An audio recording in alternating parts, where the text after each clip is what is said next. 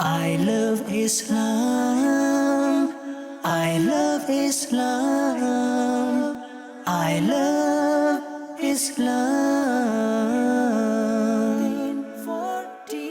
I love Islam. I love Islam. I love Islam.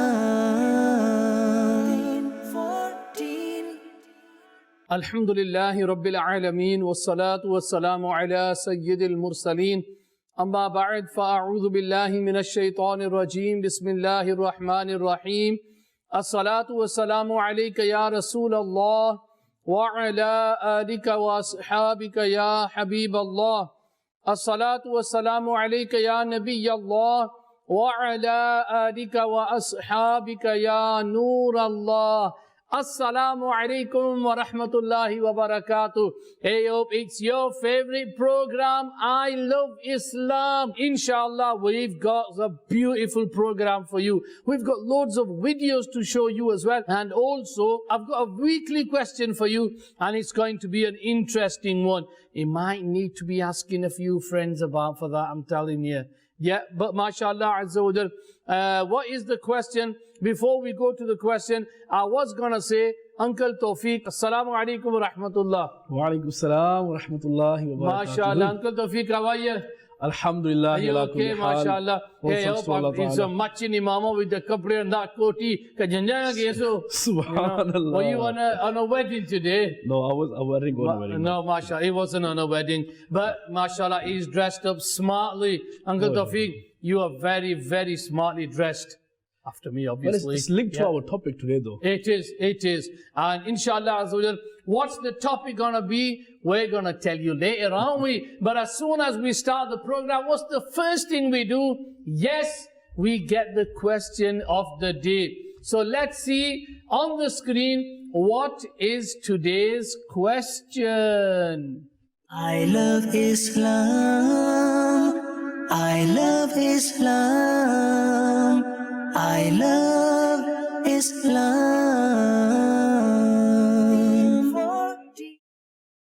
There you go. That's the question on the screen. Who was the daughter of Sayyida Fatima radiyallahu ta'ala anha?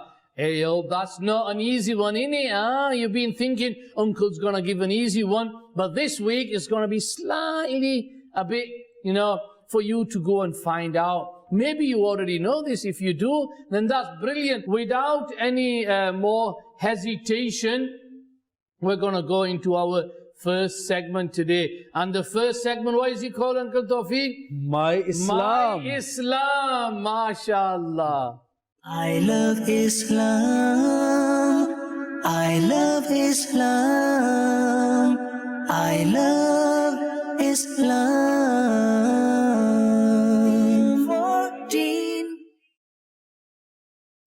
MashaAllah. My Islam, the topic is purity. Purity, cleanliness, safai, nazafat, all these. Hey, when we're getting clever in this, innit? I know so many words, correct? Yeah. So I'm going to read out a hadith of the Prophet sallallahu alaihi wasallam. Inna Allah tayyibun yuhibbu tayyib, nazifun yuhibbu nazafa. Allah is pure and loves purity. And He Azza wa Jal is clean and loves cleanliness. Uncle Tawfiq, you mentioned about your clothes and you mentioned about the topic for today. What do you have to say? Subhanallah. First of all, we've got a beautiful topic. Today, inshallah, we're going to talk about the Islamic hygiene, Islamic concept of purification. And there's generally two types of purifications.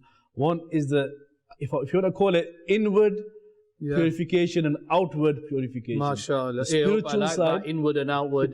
The spiritual side and also the physical side. And inshallah, we're going to discuss this topic in depth, inshallah, for the kids level. What's important for us as a Muslim, if you're going somewhere, you're going to visit someone, or even if you're at home, you're not seeing anyone, but you're just at home, it's important for you to be clean. To wear nice and clean clothes. Yeah, you shouldn't be untidy. You shouldn't wear dirty clothes. You shouldn't look so scruffy. Scruffy, I've heard that word before. When someone comes towards you And even if they look at you from far, you don't want to be in such a state that they don't want to go near you. Yeah, you know, especially you shouldn't be smelling. So you need to look after yourself.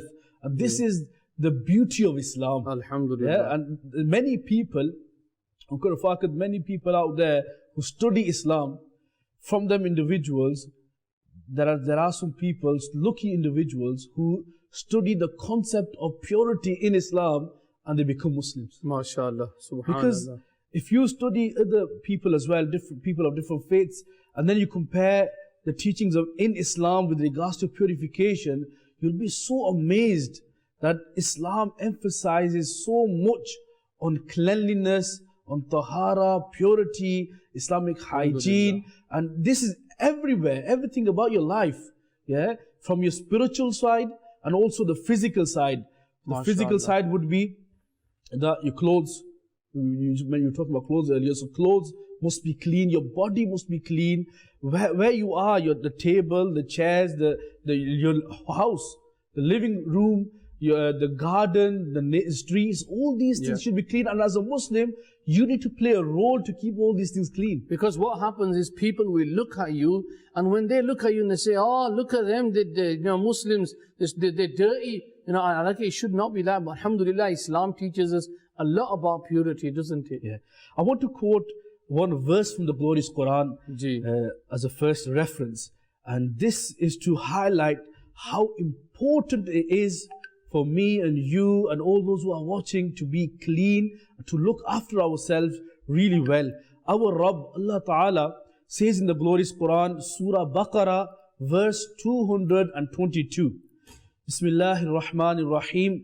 Inna Allah yuhibbut tawwabina wa yuhibbul mutatahhirin. MashaAllah. Indeed, Allah loves those who repent abundantly and loves those who purify themselves. MashaAllah. So why should we be clean? Why should we look after ourselves?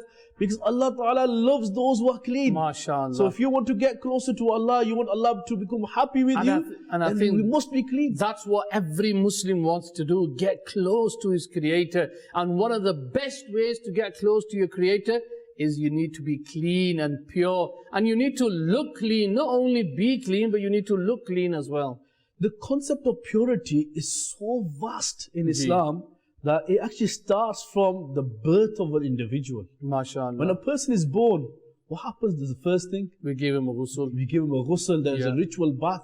You know, whoever's around the mother at that time, they look after the baby and they give him the bath.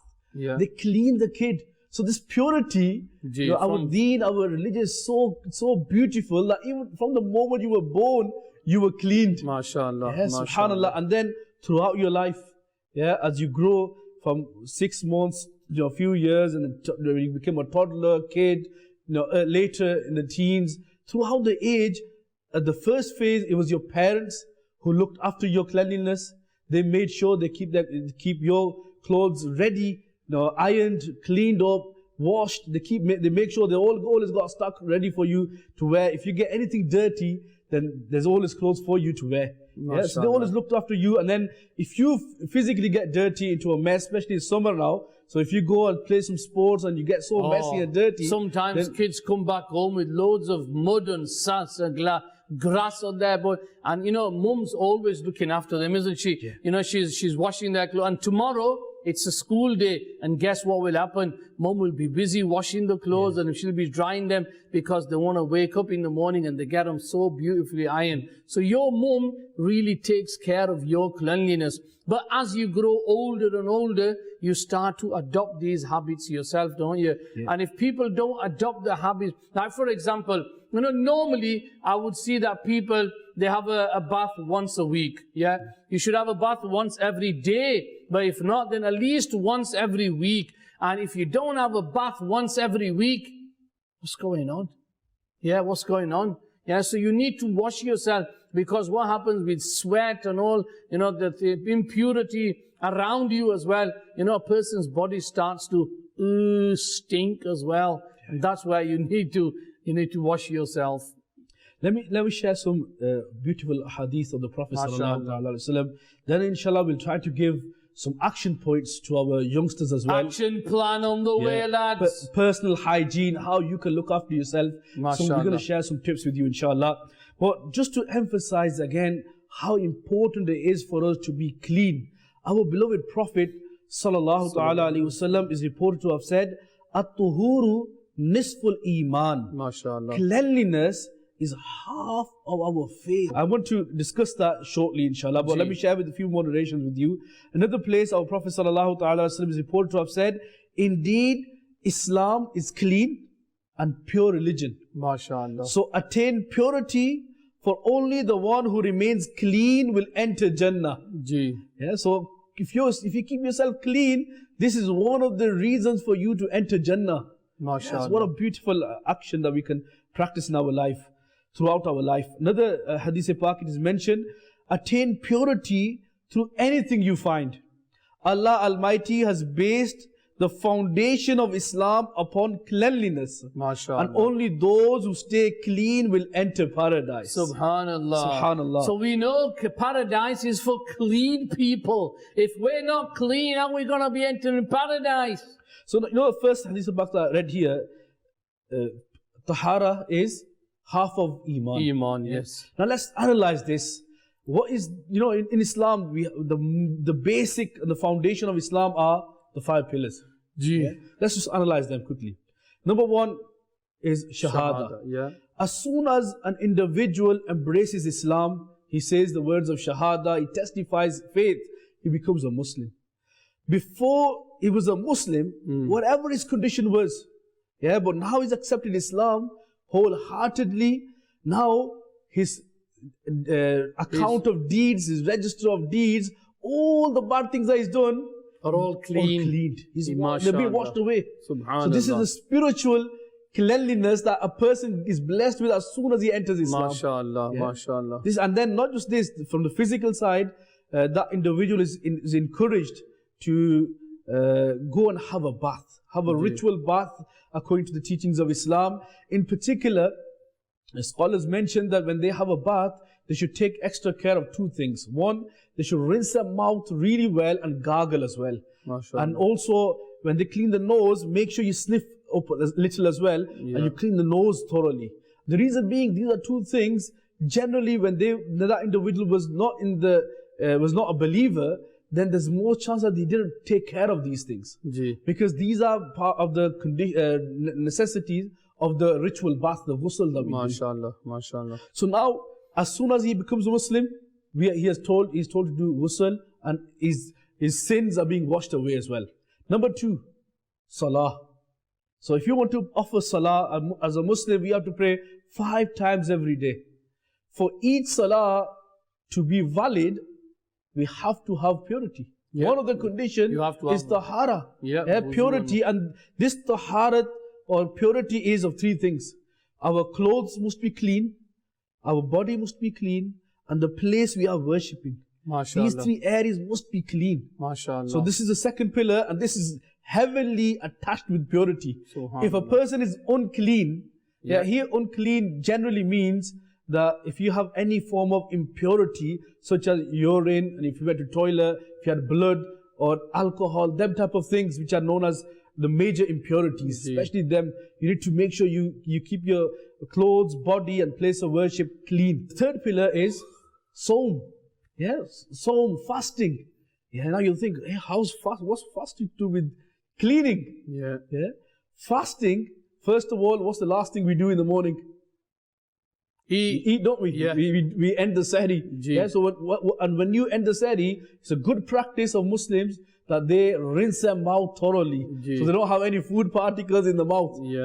So that's one thing. That's based on cleanliness, and also the fast itself.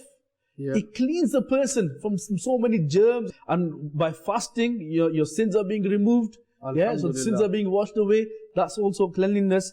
The 4th pillar is zakah.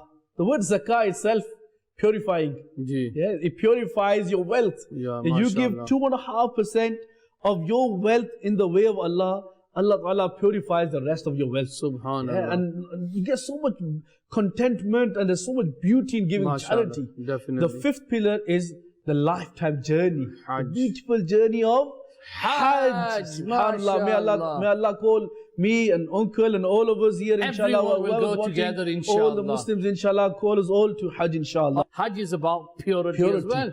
Throughout the journey of Hajj, for example, you want to enter Masjid al-Haram, where the Holy Kaaba is located. Subhanallah. Yeah? You have to be in the state of purity. MashaAllah. Yeah? And then if you're performing the tawaf around the Kaaba, and you're doing sa'i between Safa and Marwa, you need to be in the state of purity.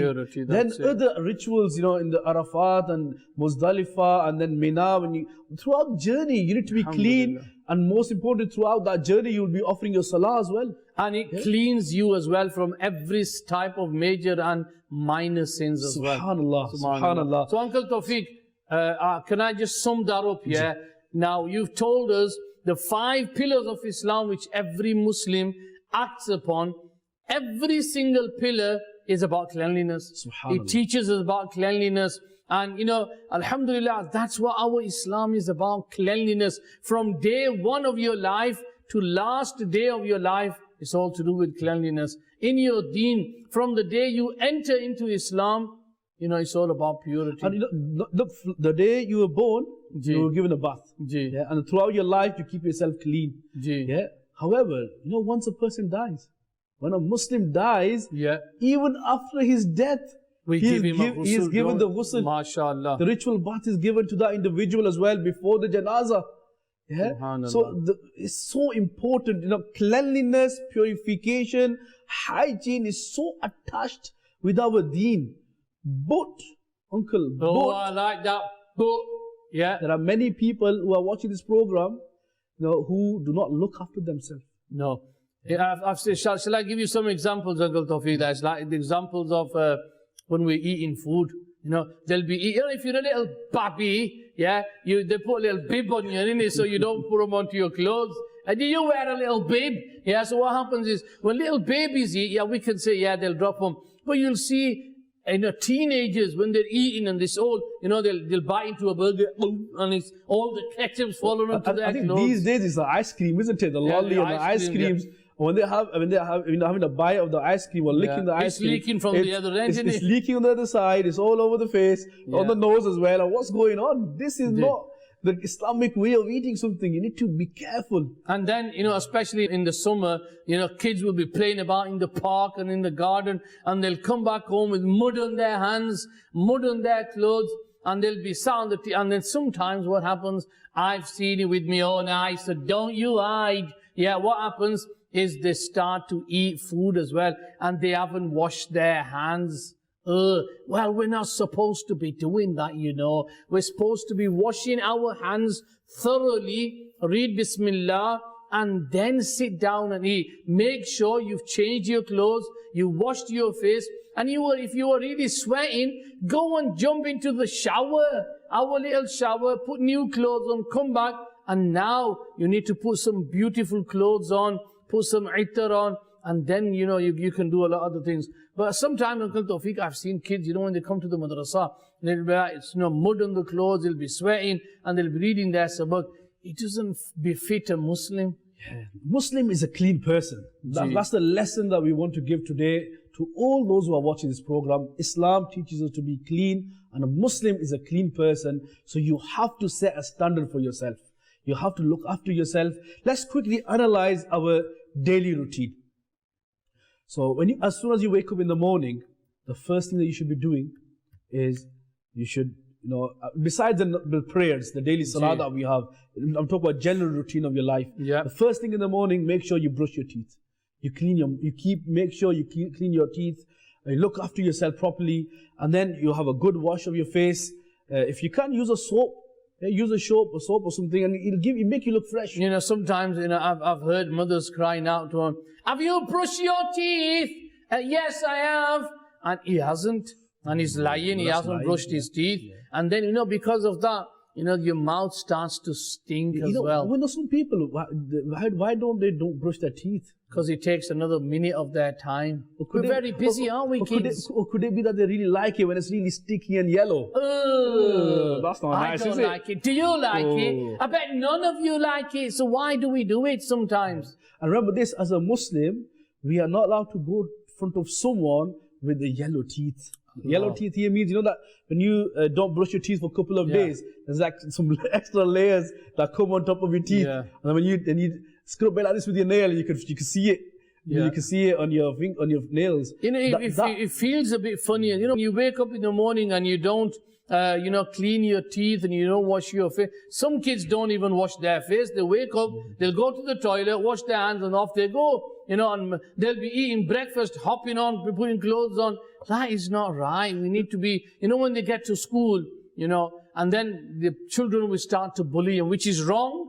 Children should not bully them, but they'll start, oh, you're stinking. And this child will come back home crying. My friend said this to me, said that to me. Well, you should have cleaned yourself properly. You know, it's not an excuse for anyone, but, you know, are you not to blame for it as well? Got a few messages, Uncle Tawfiq. If we could stop the for a little while, because, you know, let's get some messages in now. Yeah, we've got a really brilliant one this time. Salam, Muhammad Arsh and Muhammad Shanzar. Fatima Muhammad, 8 years old, from Manchester, and the answer is Muhammad sallallahu alaihi wasallam. I don't understand that. I think that person got told the question is, who is she daughter of? The question is, who is the daughter of Sayyida Fatima radhiyallahu anha? And they've said Muhammad. Come on, lads, get back to the drawing board, start again. Salam bint Shafiqa Tariya from Doncaster, mashallah, she's given us the answer. We've got also Basel Jamil from Wigan, he's given us the answer. The answer to the question is Prophet Muhammad. I think they must have not understood what the question is. Abdul Mateen Attari is Attari twice. Is Abdul Mateen Attari. And the answer, she had no daughter. Abdul Mateen, come on mate, what's happening? She did have a daughter. Muhammad Inayat Raza Attari, can we have a clue to the quiz of today? Whoa, what kind of clue do you want? Salam Uncle Rafakat, how are you? Uncle Tawfiq, how are you? We're alright, how are you? My name is Muhammad Adam Attari, 4 years old, from Walthamstow, London. The answer to the question is, mashallah, she also had another daughter called, okay, and that was from Adam Attari, mashallah.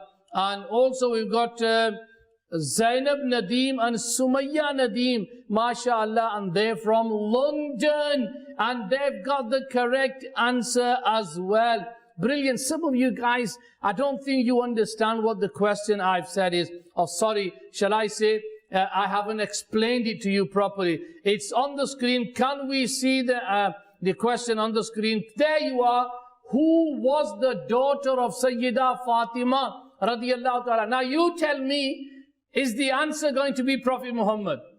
It doesn't make sense. Come off it, lads. Get your thinking caps on. Get the correct answer. Ji Uncle Tawfiq, you were talking about the CBC. Cleaning business. Yes, and mashallah. Go on then. So we're going to start off with going to the toilet, because that is something we do. There's no need to be shy of, because Islam teaches us to be clean. Definitely. And we have to make sure we clean ourselves properly. You don't want to get off the seat from the toilet and then, you know, you make your clothes impure. Because you're going to pray salah. Yeah. And if your clothes are impure, then, you know, it's going to affect your prayer won't happen. Because it is one of the conditions of salah to be valid is that your clothes have to be pure as well. Pure, yeah. So it's very important you make sure you relieve yourself properly and you clean yourself. Once you're content that it's clean, you're happy with that, then you move on. As a side note, you know, for someone who's in the toilet and is washing himself, he shouldn't spend too long as well.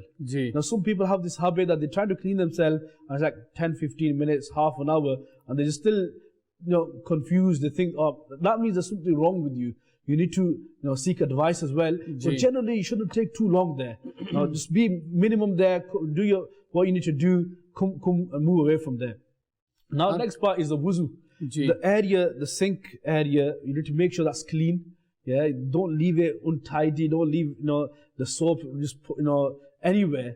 And when especially on the floor, I've seen it sometimes. When the soap it falls onto the ground, and then maybe mummy or daddy or grandpa or grandma will come, and they can slip over that, can't they? We need to be careful that once we have finished from the washroom and we are about to leave, we should leave in such a state that the washroom is ready for the next person. A lot of slips and drips that happen at home is because of water lying around. Or maybe they've eaten a banana, and where does the banana skin go? Woo, he doesn't know where it's gone. And it might fall in the garden. You might be the one. I went to hospital once, Uncle Tawfiq, and I saw a little lad with a pot on his arm, and he was there crying, and I said, I really feel sorry for you, yeah. And I goes, what happened? He goes, I fell off a banana skin. Oh, that was bad. Oh, naughty child. Who did that?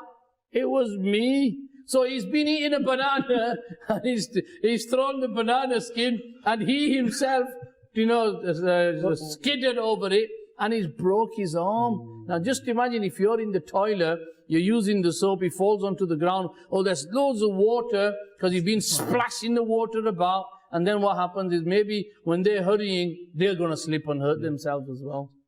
Another main thing that we do in the washroom is we have a bath. These days we have the toilet and the bath attached in one room. So when you're having a bath, remember this, to have a thorough bath, we have like a full process of the ritual, the ghusl. We should learn those rulings as well. Once you've done the bath, we shouldn't just do it once in a while. We should make it a regular habit. If possible, at least once a week on Friday, have a ghusl. If you can, have a few times, multiple times during the week. And one of the beauty of doing a ghusl is, once you've done the ghusl and when you leave, you feel so fresh. Yeah, you feel energetic. You feel as if you're walking on cloud 9. Yeah, so it's important to have that. That feeling is important for your mind. And the whole day will go so nice for you as well. So make sure, especially when you're about to go and visit someone, or you're going out to see someone, or to any appointment or something, make sure you have, if you can, have a bath, and then wear some nice clothes as well. Another thing that we do as a daily routine, not daily routine, but it's part of your personal hygiene, is keeping your nails clipped. Clip your nails. Cut them nails regularly. Don't let them grow too much. We see loads of kids, loads of children. They got big nails, and not just big nails. There's all sort of things underneath it. Creepy crawlies in it. All dark things there. Yes. Dust and sand and mitti and mud and everything. Roti and salan and all sorts of things. Everything's mixed over there. And that's not nice. That's not nice to do. So we need to make sure we keep our nails clean. Generally, we should keep them at least once a week. We should clip our nails. But remember, Islam teaches us that at least within 40 days. Before 40th day comes, make sure you have at least once clipped your nails. That doesn't mean you wait for the 40 days. That's just like the end timing or end limit that we have. But on a routine wise, just make a habit to do it weekly. We've got Abdul Mateen again. Abdul Mateen, the one that's double Attari. Abdul Mateen Attari. Abdul Mateen Attari has got the answer correct this time. Oh my God, Abdul Mateen. You're clever clog, aren't you? Another thing that we need to make sure his hair is clean is the hair. And the Prophet ﷺ in Abu Dawud Sharif, he says, whoever has hair should honor it. Sometimes children, they don't clean their hair, they don't wash their hair, and they don't comb their hair. And if you see them sometimes in the dark, you'll probably get jumped up. Oh my God, it's a jinn. No, it's only me, uncle. All right, okay. So you need to make sure that your hair is good as well. Another thing that we should do on a daily basis is we should wash our hands and clean our mouth before and after the meal. MashaAllah. This is also known as the wuzu of eating.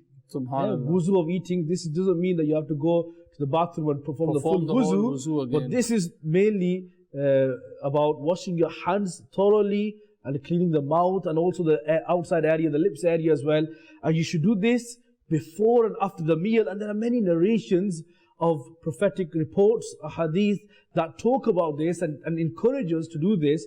One of the narration, it is mentioned, our Prophet ﷺ has stated, making wudu before and after eating removes dependency.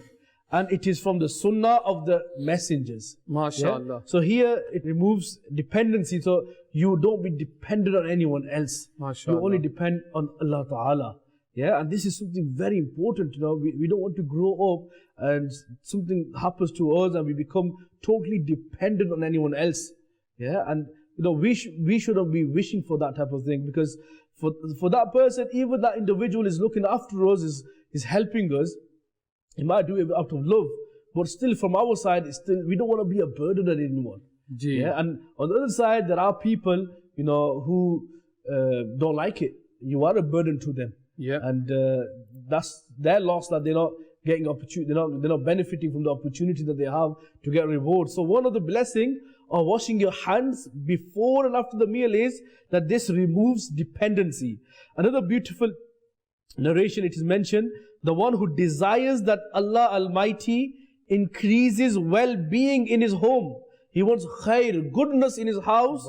He should perform wudu when food is presented and also when it is taken away. No, Uncle Rafaq, in our culture these days, some people, when they eat, they don't wash their hands before, and they don't wash their hands after.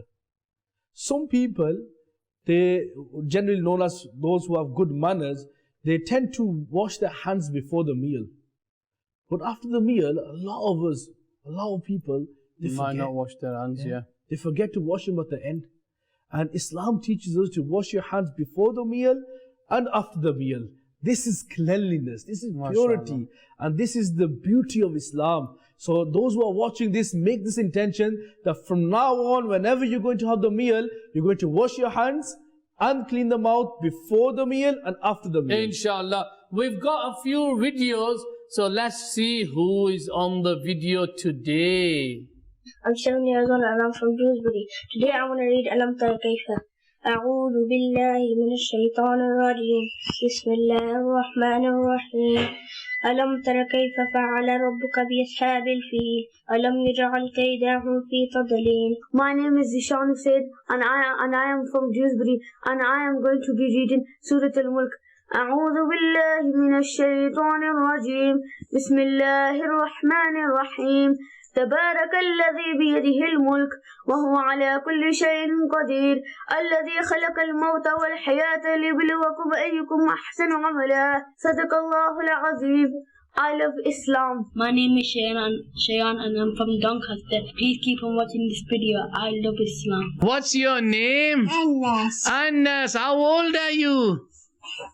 4 years old. 4 years old. Anas, you say Allah.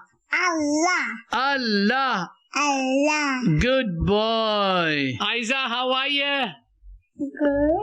Aiza, are you going to tell me what your favorite program is? I love Islam. MashaAllah, MashaAllah. Oh, that was so cute, that one, MashaAllah. Little kids, MashaAllah. We had first of all, we had the kids from Manchester. MashaAllah, they were reading the surah as well. And that is brilliant. And it's nice, we want to see these little kiddies on TV, so they could be proud. Give yourself a little pat on the back, because you've mentioned it, MashaAllah, you've done it brilliantly. Shall I read the messages? Message from Ubaid, Sheffield, 9 years old, MashaAllah. He's given us the correct answer. Sabrina Siddiq's given us the correct answer. Ji, Uncle Tawfiq, we're talking about a very important topic. We need to come to an end to it. We were talking about personal hygiene. So far, we briefly touched upon CBC, what you do in the washroom. You need to make sure you clean yourself properly, and you don't want to just go there as a customary thing and come back unclean. So you need to make sure you go there, do the business, and make sure you clean yourself properly. Then you need to make sure you clean the mouth regularly, brush your teeth on a regular basis. If you have miswak, it's a sunnah to use miswak as well. So if you can, get hold of a miswak, inshallah, and get the blessings of a sunnah. This is a miswak. It's called a miswak. Yeah, miswak. Alhamdulillah, Azawajal. If you use this, definitely it cleans your teeth beautifully. One of the blessings of miswak that comes to my mind now is that a person who uses miswak regularly, he will be blessed to die with Iman. Allah. He will die with Iman. That is a beautiful news for that individual who uses miswak. Our Prophet ﷺ loved using miswak so much. So you need to make sure you keep your mouth clean and fresh all the time. Then you make sure you look after your hair on a regular basis. If you can, have a full ghusl, have a full bath regularly, few times in the week, so you look fresh and tidy wherever you go. Even if you go to school as well or madrasa, you look fresh. Inshallah, they'll give you some positive energy. We've also spoken about keeping your nails clipped. This is something very important. The cleanliness defines you. When people look at you, if you're nice and clean, tidy, you're wearing neat clothes, when people look at you, they will develop this mindset about you that this person is from a good family. Good family, yeah. This gives a good message to you about your family as well. Sometimes if it's the opposite, you're not looking after yourself properly, you're wearing dirty clothes, and kids eat, when they have their food, and after the food, instead of washing their hands, they rub it on their clothes. And sometimes what people will say, Uncle Tawfiq, is, does their mum not wash their clothes? And your mum gets blamed for it's not. That's not nice, is it? Look, you do something wrong, why should your parents get blamed? Yeah, and okay, you will probably say, okay, why did you blame on my parents? That it's that person's fault. It is that person's fault, but you give him the opportunity. Yeah. You open the window for him, you give him that chance. If you didn't give that chance to that person wouldn't say anything. So if you were nice and clean, then they would have said the good things about your parents. So it's very important you look after yourself. Another area that I want to touch upon now is your bedroom. Yeah, that needs to be clean because... And what we do, what kids, especially the kids, we leave it to the family, we leave it to the big sister, we leave it to the aunties and moms, we leave it for them to what about us? Are we not going to do anything? I'm just going to give you one example, Say, when you wake up in the morning, and if you do the bedding yourself, you fold your bedding in a nice way, the duvet, you clean it, you put it away properly, and the next night, when you come back to the bed, and as soon as, first thing, when you look from far, you will feel like going to the bed. Because it was clean. It was set. Now, as soon as you you can say jump under the or dive under the bed, whatever you want to call it, once you sit inside the bed with the duvet on top, you'll feel so refreshed. And you will feel like going to sleep there. It'll give you that good feeling. But if you did not look after your bed properly, you left it the way it was in the morning, now when you come back in the evening, you think, nah, I don't want to go there. And that's what happens with your bedroom as well. The carpet, the windows, your wardrobes, everything about us must be clean. And I think it's time that we as children, as adults, whoever was watching this program, we take some responsibility in our housework. Whatever it is, if you can help out hoovering even the staircase, the corridor, the staircase, then why don't you ask for the opportunity? Mom, can I do the hoover? Can I do the vacuum? Or if you want to clean the tables, then this is like a little task for the kids now. Why don't you do this every time you have a meal in your house? Why don't you take the responsibility that you are going to put the food on the table for everyone to have the food, and as soon as people have finished from the food, then you will pick them dishes, the cups and the plates from the table, and you will help to clean the table every day. MashaAllah. I've got a few messages on Facebook as well. We've got a message from Muhammad Shah Alam. He says, MashaAllah. Naeem Akhtar says, good. He's got a red lover as well. Muhammad Shah Alam, I love Dawat Islami. I love my Madani channel from Bangladesh. Ooh, MashaAllah. Muhammad Jangir, MashaAllah, Subhanallah. So we've got people from Bangladesh who are watching, and we might not have people watching in the UK. That's no good. Come on, lads, from the UK.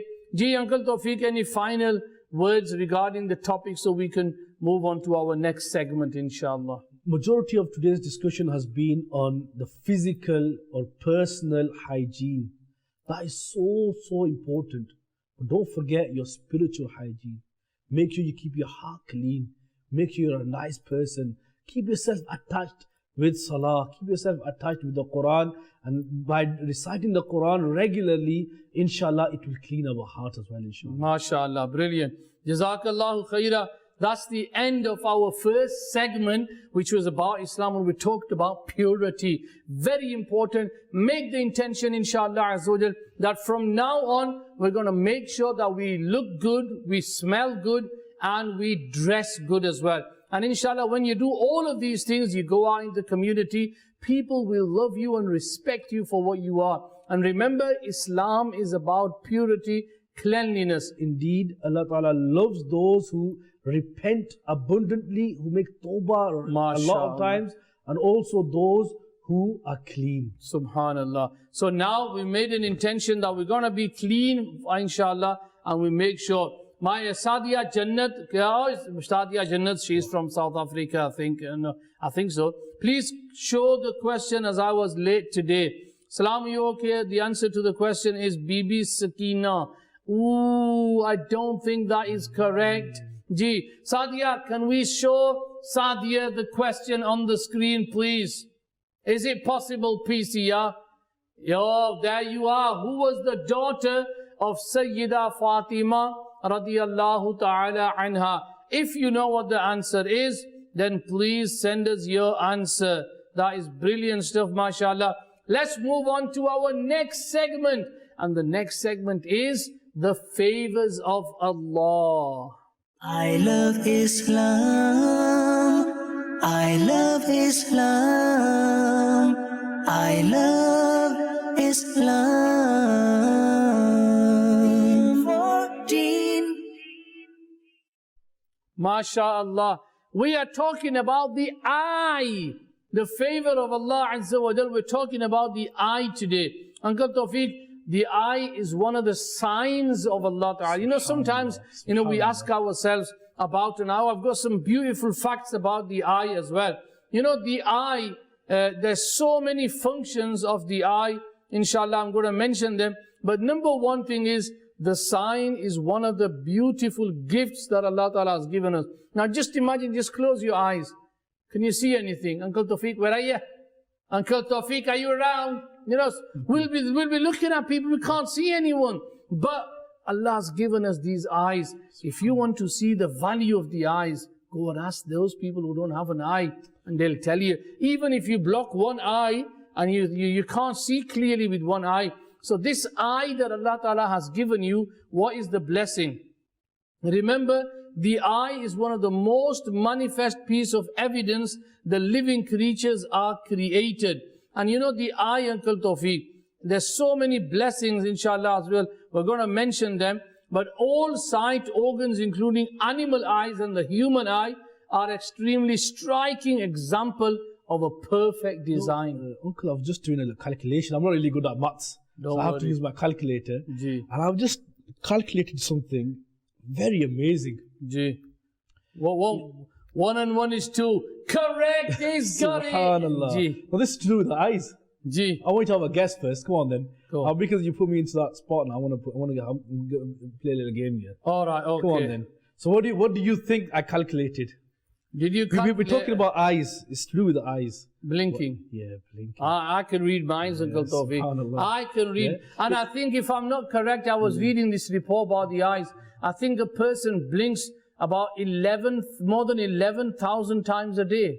Well, what I did here is now, if someone blinks around 15 times a minute, average 15 times in a minute. Okay. And this works out over 20,000. 20,000 times. So it's obviously differs how many times you blink. But it could be from 15 to 20 times a person blinks. And you know, the blinking is such a beautiful blessing from Allah Ta'ala that it's like as soon as a person blinks, there's two types of blinking. One is, you can call it voluntarily. It just happens itself. Yeah. One is you're doing it forcefully. You know, sometimes, Uncle Tawfiq, it's got two features. Have you ever tried forcing yourself not to blink? You know, I'm not going to blink. You don't have to do anything. You're going to stop blinking. You know, that's the beauty. And if I'm looking at you, you blinked once. Yeah. You blinked once. You blinked again. Yeah, so this is, some people can't blink as well. But you know why we blink? Ji. Yeah, we blink because as soon as we blink, it keeps our eyes fresh and wet. It keeps them away from dryness. And if the eyes become dry, then that has an effect on the eyesight as well. And so it's important for us to blink regularly. It's like windscreens, you know, if you're driving. Ji. Yeah, it's like windscreens, you know, when it rains and it washes away. And this is something that we don't even think about this. You know, Uncle Fakat, this topic of eyes, and especially the eyelids, is something that we don't even think about this, we don't even talk about this, we don't even remember this favor of Allah Ta'ala, which we use to blink about over 20,000 times a day. Allahu Akbar. Okay, other than the sleeping period. Yeah, other than the sleeping period, we don't blink during the sleep. Yeah, maybe someone does. I don't know about that one, but we don't generally. Yeah, but so if it was 20,000, if not 20,000, 15,000 at least, around 14 to 15,000 times people blink a day. And that is huge. That is so much. And another thing, eyes, they don't get tired. You know, your eyes, mashallah, they're so complex. It's only the brain that is more complex than the eyes. Have you ever seen an eye, Uncle Tawfiq? You know how it's made up. And there's a rectum, and there's the and all these kind of things. It gets confusing. It gets confusing. And the thing is, that we can't even, imagine how, complex this eye is. And Allah Ta'ala has given us the eye. We didn't ask for it. Allah has given us eyes. SubhanAllah. So that's such a big favor of Allah Ta'ala. And you know when we cry, the eyes play a role as well. If someone cries, the eyes help you to cry.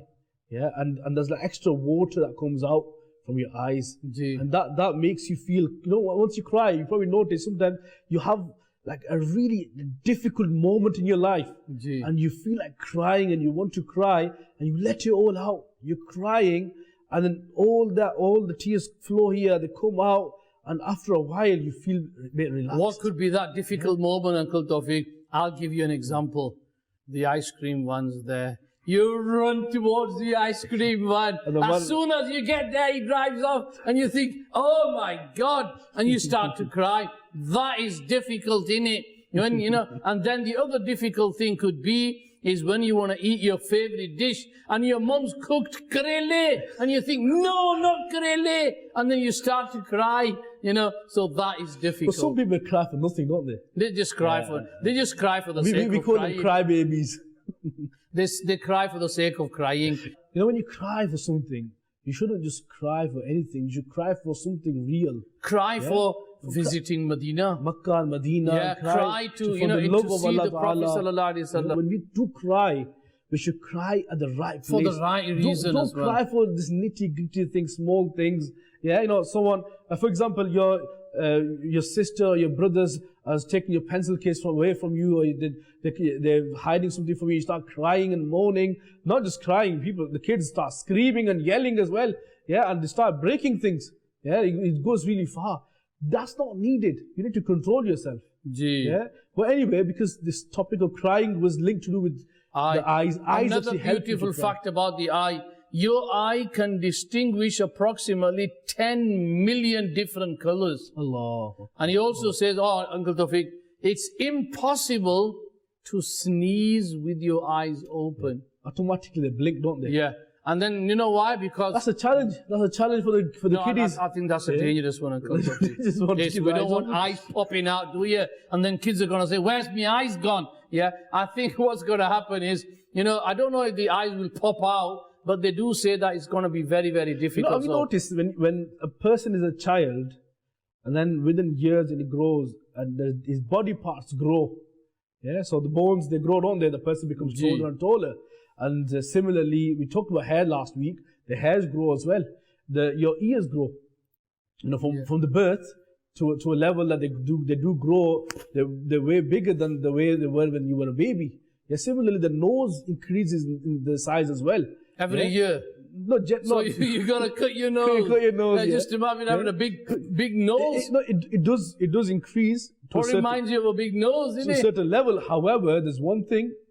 It is mentioned according to a report that the eyes, which are fit in the eye socket of the skull, these eyes, they actually remain the same size. MashaAllah. Yeah? Even the age of when you are born, you got the same eyes. They don't grow with you when you grow. That's brilliant. Sometimes, you know, I've seen babies, mashallah. You know, you talk about crying. I read this fact, it was quite interesting. When babies cry, you know, newborn babies, when they cry, they don't have tears. Babies don't have tears. So they're crying baby, you know. So why do they cry for? Why they cry for? They cry because they cry. Yeah, but there's no tears there. I think I need to speak to a newborn baby. If he tells me, I'll let you know. We definitely need to have some serious words. Hey, old kid, you're not even crying because I can't see no tears. No, apparently, the area that helps you to bring that watery part in the body, that gets developed about 3 to 4 weeks after. Right. So the early time when a kid cries, he doesn't have the tears as well. MashaAllah. Another one, it says that 80% of all learning comes through the eyes. And you can see, you can detect a candle flame 1.7 miles away. That is brilliant. Like they say, seeing is believing. Yeah. And if you look at us now, whilst we're in the studio, now I'm looking at you, I can see you, you can see me. I'm looking at the camera, the youngsters, the teenagers, the viewers who are watching this program. All of us are using the eye.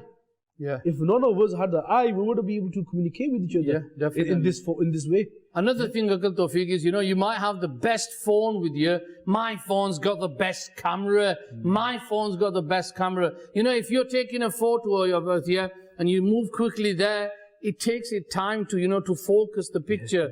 But your eyes, they are more better. And it says that roughly about 100 pictures can be taken in 1 second through your eyes.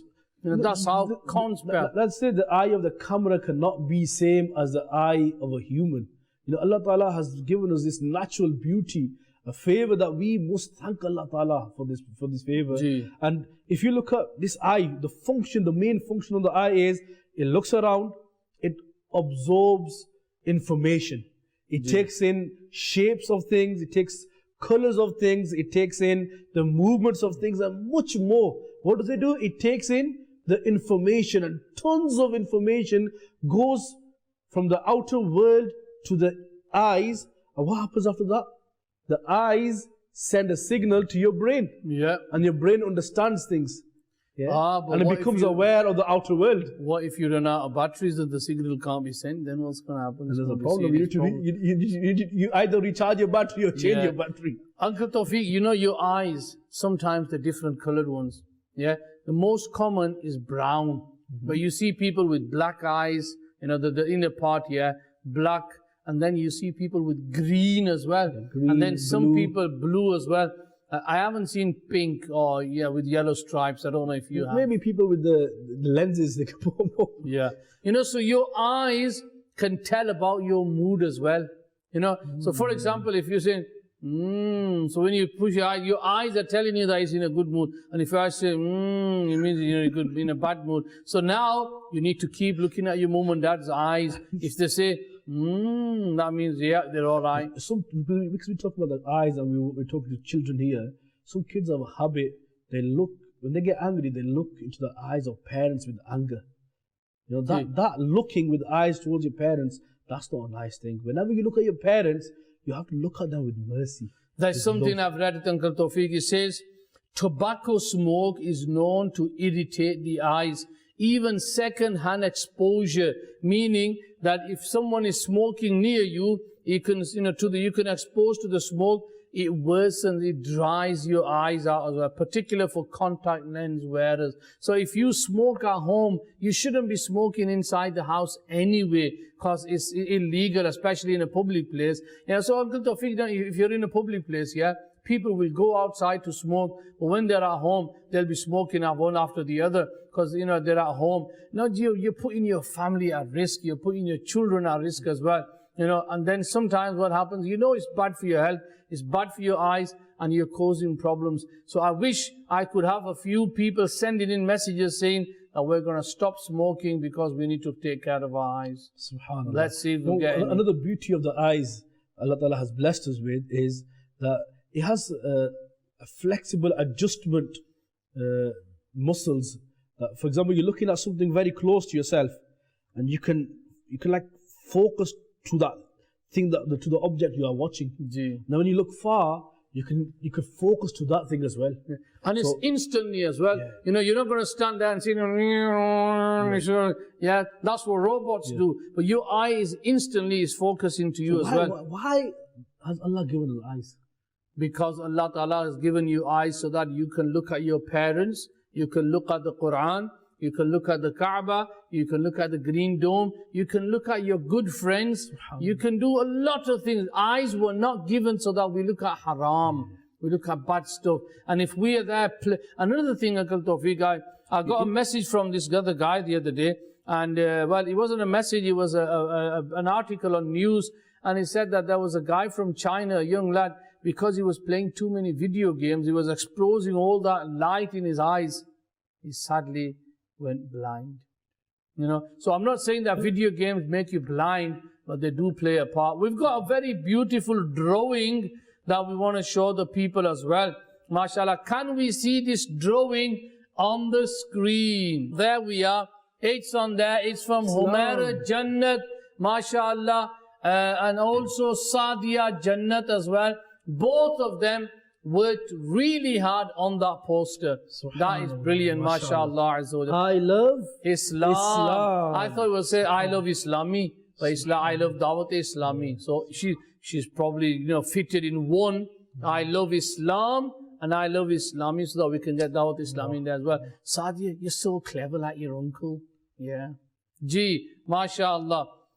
Ji, Uncle Tawfiq, the eyes. Allah Ta'ala has given us this beautiful ni'mat, beautiful favor. And this is something that we need to be using it in the right way. We should, first of all, most importantly, from discussing today's topic, we should realize that this is a huge blessing from Allah Ta'ala, and we have to thank Allah Ta'ala for this.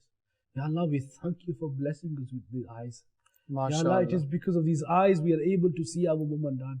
It is because of these eyes we are able to look towards the Quran, and we can read the Quran.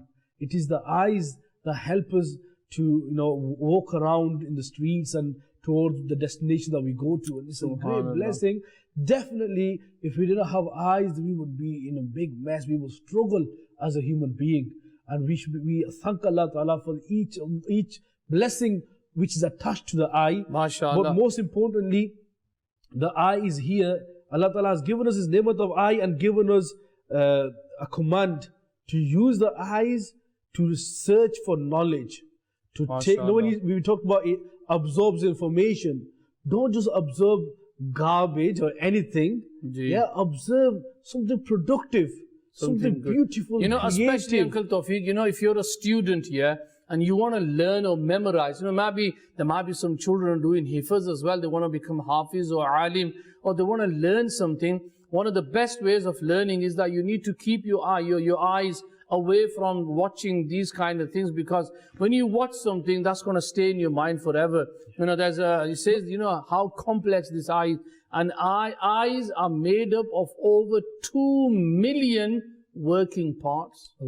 Your eyes is made up on that, mashallah. And it says that, you know, your eyes, you know, they gather so much information, and that's why even our scholars, they say that, you know, don't get, you know, look at the eye, you know, don't watch too many things, because all that information is going to be stored in your eye. And then what's going to happen is that all that information is going to be there. So whenever you want to learn something, then what's going to happen is that you're not going to learn it properly, because you've got so many things that, you know, you're thinking about that time as well. No, we talk about watery part. You know, when you close them lids, the blinking part, it's like it gives you a little wash to the eyes. It protects you from external dust and other particles to enter your eyes. And this particular part, the wetness in particular, if someone did not have this, and there are people, there are kids, there are adults who don't have this ni'mat of the eyes being wet, their eyes are dry, them people, they struggle to sleep. Yeah, they struggle to sleep, and it feels like they have like a burning feeling in the eyes, and it's very uncomfortable. They have to use drops regularly to make them feel cool, and it's so difficult for them. We've got another fact about the eyes. It says your eyes will focus on about 50 things per second. Yeah, so when you're looking around, 50 things your eyes will be looking at. And another amazing fact of the eye is your eyes contribute to 85% of your total knowledge. You know, as they say, a picture paints 1,000 words. In the same way, reading about something and looking about something is totally different. Hawk and eagle eyes are 8 times more better than humans. Allah. So we need to go and knock on a few hawks and say, can we borrow your eyes? Because your eyes are 8 times more better than ours. There was one eye that could look under the earth as well. MashaAllah, what the earthly eye? The earthly eye. No, it was a bird. Bird called Hudhud. Hudhud, a very obedient bird of Sayyidina Sulaiman in English? A woodpecker. Yes, woodpecker. Yeah. But MashaAllah, Azawajal, again, our eyes, a very beautiful blessing of Allah Ta'ala. Thank Allah Ta'ala that He's given you eyes. Thank Allah Ta'ala that He's given you the eyes, or else you wouldn't see the beauty of this world. Halakha, this beauty is going to finish. The beauty of this world is the Kaaba and the Green Dome. The beauty of this world is your parents. No, so look at them. The best usage of the eyes is that you use these eyes to seek Islamic knowledge. Brilliant. You dedicate yourself. If you can learn so much Islamic knowledge, you can become Hafiz of the Quran, you can become Alim-e-Deen, you can do the work of deen. These are things, if you can do in your life, you can become a mufti, then you have actually thanked Allah Ta'ala the proper way for the eyes. Maybe we could take a challenge. Are you ready for the challenge? The challenge for you is try to keep your eyes from watching haram. No films, no dramas, and no playing about too much on the on your phone. Because what's going to happen? Sometimes, kids, when mom's gone to close the door, what do? Ooh, naughty, naughty. They get the phone out, they ring their little gumball, and they're playing about with their games. And then they can't wake up for school, and mom's got to be saying, Una! I just 2 minutes, I'm really tired. It's because he's playing games at night. But don't worry, inshallah as well. I think it's going to take time, inshallah as well. But try not to play games at night with your eyes really focused. Try not to play too many games as well, because games just make you go doolally sometimes. Because why? Majority of the games, what happens is you kill people, you swear, and you pass these levels. Oh, if I kill him, I'm going to get 100 points. You don't get 100 points to kill someone, you get in jail. And who wants to go to jail? Not your Uncle Rafaqat, not Uncle Tawfiq. We don't want to go to jail, because we've got loads of Madani work to do, haven't we, Uncle Tawfiq? Gee, thank you very much for saying yes. Okay. MashaAllah, Azawajal. We've got a few messages as well. Assalamu alaikum. My name is Sadia Jannat. She's given us the correct answer. Humaira Jannat. I hope it's the Jannat family today on fire. MashaAllah. And then we've also got another poster that we're going to be seeing before we go to the next segment. Can we see this poster, please, PCR? Yeah, we can see on the screen. Uncle Tawfiq, what do you think that poster says? I love Islam. Can you see the eye on the left-hand side? It's deliberately faded into the color so that you got... Is that meant to be like a masjid? It's in the sky. Yeah, it's in a masjid. It's dark color in sky. a moon. In the moon, yeah. The masjid on the moon. Oh, that's the first masjid on the moon that's ever been built. Well, that was creative though. It's an anonymous donor who's built a masjid on the moon. Now, obviously, we've got to take a Madani Qafla to the moon as well to make sure. Yeah, so we need some volunteers to take us to the moon. Gee, let's go towards our next segment. This is the last segment of our program. And what is it called? It's called Language of Paradise. I love Islam. I love Islam. I love Islam. 14. MashaAllah. Oh, that's a very beautiful dua we've got. It's a part of the Quran. And it's only a few words as well. The whole purpose of learning these du'as is so you go and practice during the week. This dua is from Surah 20, Surah Al-Ankabut, verse number 30. And a very short dua, inshallah, hopefully, inshallah, a lot of us will be able to memorize it quickly. رب انصرني رب انصرني على على القوم القوم المفسدين المفسدين رب انصرني رب انصرني على على القوم القوم المفسدين المفسدين رب انصرني رب انصرني رب انصرني رب انصرني رب انصرني رب انصرني على على القوم القوم المفسدين المفسدين على على القوم القوم المفسدين المفسدين على القوم المفسدين على القوم المفسدين رب انصرني رب انصرني على القوم المفسدين على القوم المفسدين. This dua that we're learning, Azul Tawfiq, is a dua from the Quran. Yeah. So try to make dua, Allahumma Rabbin surni ala al-qawmi al-mufsideen, or Rabbin sur. Make this dua. The reason why we're teaching these duas is so that you can learn them. What's the point watching your favorite uncles and you're not learning? The purpose of this was so that we learn and we read this dua as well. So in this dua, we're asking Allah Ta'ala for help, for assistance from the nations that are corrupt, that cause problems and cause issues, cause divisions. So we say the dodgy nations. The dodgy nations. We're at the end of our program. Let me just tell you that the correct answer was, what I was looking for was Sayyida Zainab radiyallahu ta'ala anha. She was the sister of Imam Hassan and Imam Hussein. Jazakallah khaira for watching your favorite program. And what is your favorite program? Come on, you little kid. What's your favorite program? I love Islam. We'll see you next week. Same time, same place, same studio, same favorite uncle. Take care. Assalamu alaikum. I love Islam. I love Islam. I love Islam. I love Islam. I love Islam. I love Islam.